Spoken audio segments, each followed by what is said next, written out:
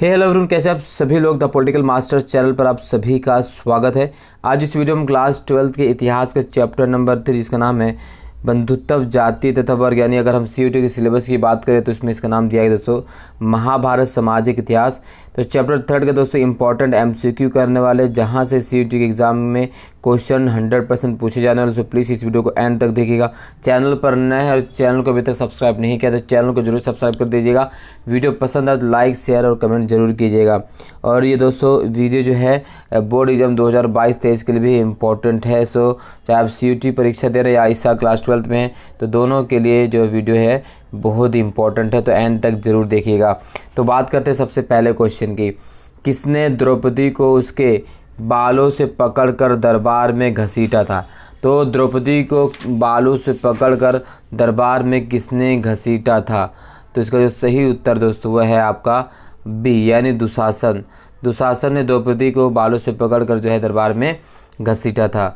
Next, श्रेणियों की संख्या जिनमें धर्मशास्त्र और धर्मसूत्र विभाजित हैं में आदर्श वाक्य जो आदर्श व्यवसाय थे, तो उसमें जो आदर्श व्यवसाय थे वो थे 4। ठीक है। नेक्स्ट, डैश के अनुसार माता पिता के मृत्यु के बाद पैतृक संपत्ति को बेटों के बीच समान रूप से विभाजित किया जाना चाहिए या किया जाना था। तो कठोर उपनिषद, वेद, मनुस्मृति, महाभारत। तो है दोस्तों मनुस्मृति।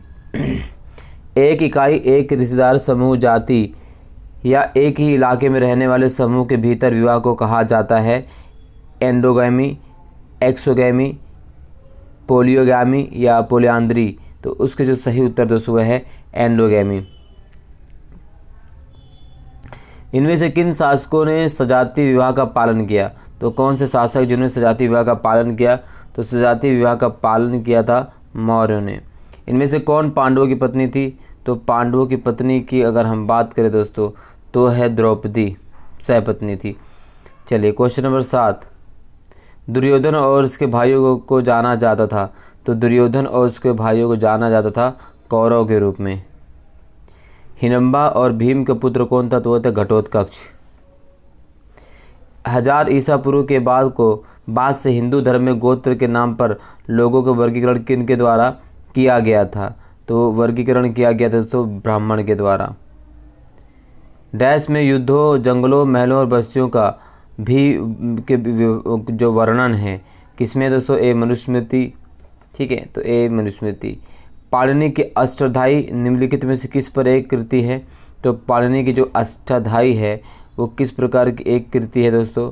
तो अगर हम बात करें पाणिनि की अष्टाध्यायी तो वो जो स्वीकृति गई है वो है संस्कृत व्याकरण।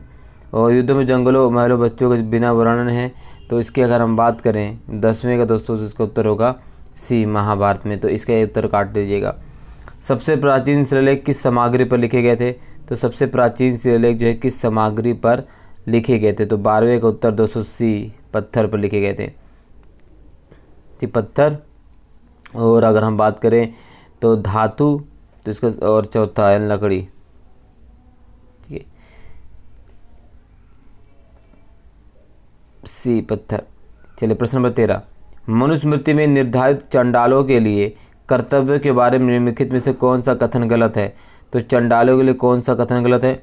उन्हें ग्रामीणों के पुराने कपड़े और सीपियों से बने आभूषण पहनने होते थे, ये कथन गलत है। निम्नलिखित में से कौन सा क्षत्रियों का व्यवसाय था? तो क्षत्रियों का व्यवसाय था बलिदान करें और उपहार दें।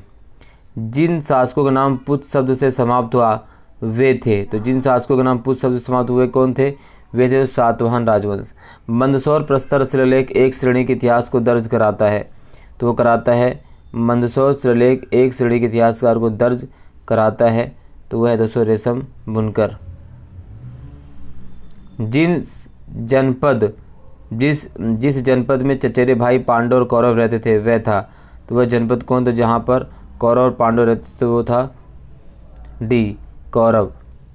संस्कृत ग्रंथ महाभारत के अनुसार दुर्योधन ने किसकी हत्या की साजिश की थी? तो दुर्योधन ने जिसकी हत्या की साजिश की थी वह है पांडव। निम्नलिखित में कौन सा निम्नलिखित में से कौन सा युग में सुमिलित है? तो कौन सा युग में सुमिलित है दोस्तों? अगर हम बात करें 19वें का, तो 19वें का जो है दोस्तों आदि पर्व ये सुमिलित है ए। ठीक है, ठीक है, 19वें का।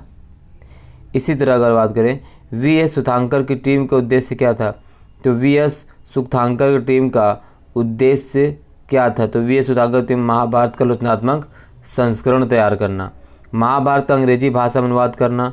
महाभारत में कितने श्लोक हैं, तो महाभारत में श्लोकों की संख्या जो है 1 लाख से अधिक है। निम्नलिखित में से किस शासक ने स्वयं को अनूठा ब्राह्मण कहा, तो किस शासक ने स्वयं को अनूठा ब्राह्मण कहा, तो वह गौतमी पुत्र सतकर्णी ने स्वयं को अनूठा ब्राह्मण कहा।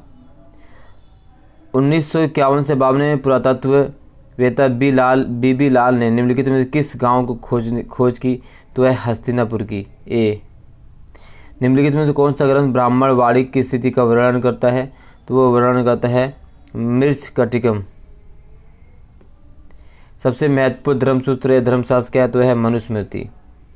गोत्र का आधार क्या था, किसी वैदिक ऋषि का नाम। बहुपति प्रथा प्रचलित थी किसमें, पांडवों में। शास्त्रों के अनुसार केवल निम्न जाति के लोग ही राजा हो सकते थे, क्षत्रिय।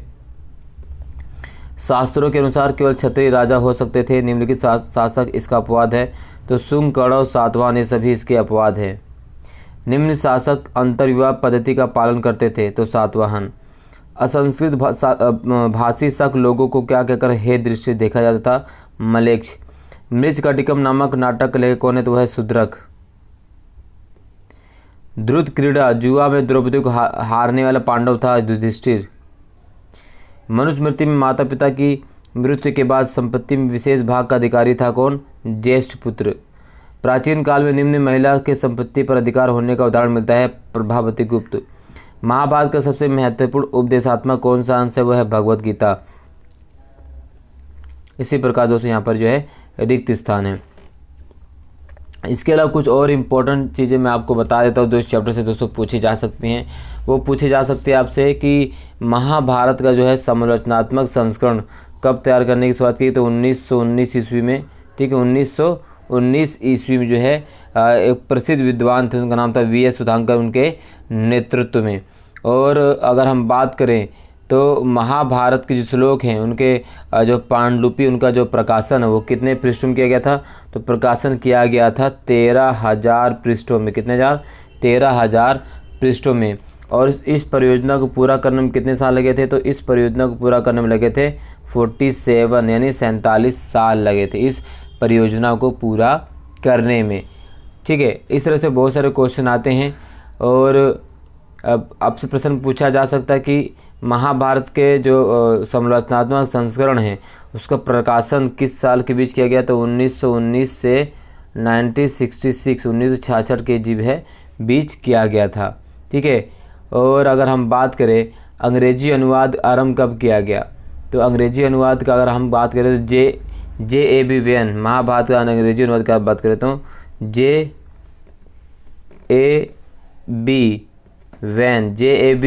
वैन ब्यूटेन द्वारा समालोचनात्मक संस्करण का अंग्रेजी अनुवाद आरंभ किया गया 1978 में। ठीक है, और बट इनकी मृत्यु के बाद ये परियोजना जो है अधूरी रह गई थी। ठीक है, विवाह के कितने प्रकार प्रचलित थे, तो महाभारत काल में अगर हम मनुस्मृति की बात माने तो मनुस्मृति के अनुसार जो है विवाह के 8 मनुस्मृति के अनुसार जो है विवाह के 8 प्रकारों को उल्लेख किया गया है, जिसमें प्रथम 4 जो पहले 4 थे, जो प्रथम 4 थे, पहले चार जो विवाद हुए प्रशंसनीय थे और शेष 4 जो है निंदनीय माने गए।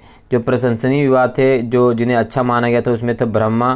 ठीक है, ब्रह्म विवाह, दैव अच्छा माना गया, और अगर हम बात करें अर्श अच्छा माना गया, और माना गया था प्रजापत्य। तो ये जो 4 विवाह शुरू के थे इन्हें काफ़ी अच्छा माना गया था। बाकी के जो निंदनीय माने गए थे वो कौन थे, निंदनीय जिन्हें माना गया था वो आसुर विवाह। ठीक है, इन्हें निंदनीय माने गया आसुर विवाह, गंधर्व विवाह, आसुर विवाह, गंधर्व विवाह,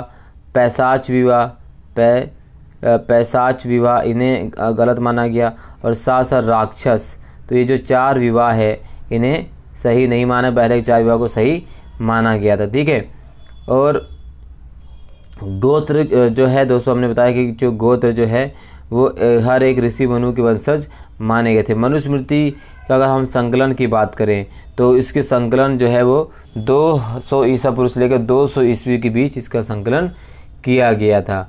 ठीक है, और अगर कुछ चीज़ें बताएं दोस्तों इस चैप्टर से जो पूछी जा सकती हैं आपसे, उसमें सामाजिक विषय जो है विभिन्नताओं से भी क्वेश्चन पूछा जा सकता है।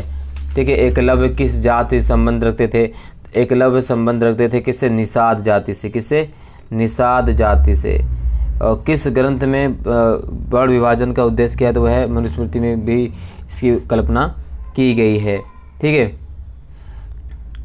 और कुछ प्रमुख और अगर हम बात करें साहित्यिक परंपरा से पढ़ने की अष्टाध्यायी जो है, पढ़ने की पुस्तक का नाम क्या था? अष्टाध्यायी। किसकी पुस्तक थी ये? व्याकरण की। ये लगभग जो रची गई थी 500 ईसा पूर्व में। ठीक है, और प्रमुख धर्मसूत्र जो है उनकी रचना है वो भी लगभग 500 से 200 ईसा पूर्व में की गई थी। संस्कृत भाषा में इसकी रचना की गई थी। ठीक है, तो यहाँ से जो है क्वेश्चन जो है पूछा जा सकता है दोस्तों। और अगर हम कुछ इम्पोर्टेंट चीज़ की और अगर हम बात करें तो जैसे पूछा जा सकता है मनुस्मृति में विवाह के कितने प्रकार को लेके आ गया? तो 8 प्रकार के विवाह को लेके आ गया है। जाति शब्द किसको दर्शाता है? तो जाति जो है दोस्तों एक सोपानात्मक सामाजिक वर्गीकरण को दर्शाता है। ठीक है, तो ये सारे क्वेश्चन जो है आपसे पूछे जा सकते हैं। ठीक है, इसके अलावा दोस्तों और इम्पोर्टेंट क्वेश्चन जो इससे हम दूसरे पार्ट में लेकर आएंगे। इस वीडियो में बस इतना ही। वीडियो अच्छी लगी तो लाइक जरूर कीजिएगा, चैनल पर नए और चैनल को अभी तक सब्सक्राइब नहीं किया तो चैनल को जरूर सब्सक्राइब कर दीजिएगा, बेल आइकन को प्रेस कर दीजिए। बहुत बहुत धन्यवाद। जय हिंद।